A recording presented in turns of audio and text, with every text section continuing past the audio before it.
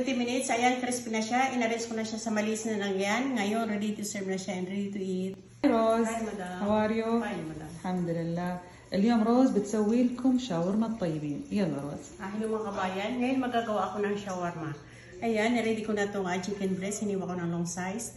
At isang yogurt, lemon juice, at itong vinegar, white, olive oil. At ayan, niready ko na rin itong salt, white moharat, at brown moharat.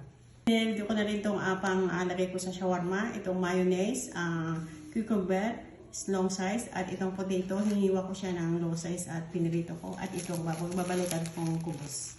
Nilagay ko na yung yogurt at lemon juice at ngayon lalagyan ko siya ng 2 tablespoon ng white vinegar.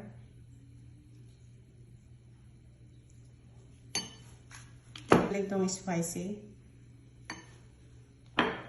At add ko siya ng olive oil. Ayan, mimix ko na siya. At imamarinate ko siya ng 2 hours. Ilalagay ko siya sa ref ng 2 hours. Ayan, after 2 hours ko siyang ma-marinate. Ngayon, ilalagay ko na sa pan. At lulutuin ko na siya.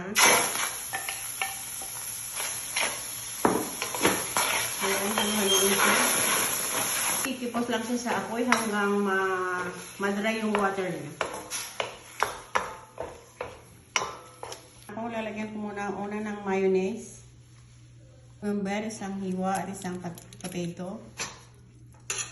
Lagay ko na yung chicken. Yan, iturulo ko na siya ng ganito. At ibabalot ko siya dito sa aluminum foil. Close ko yung dalawang dulo niya.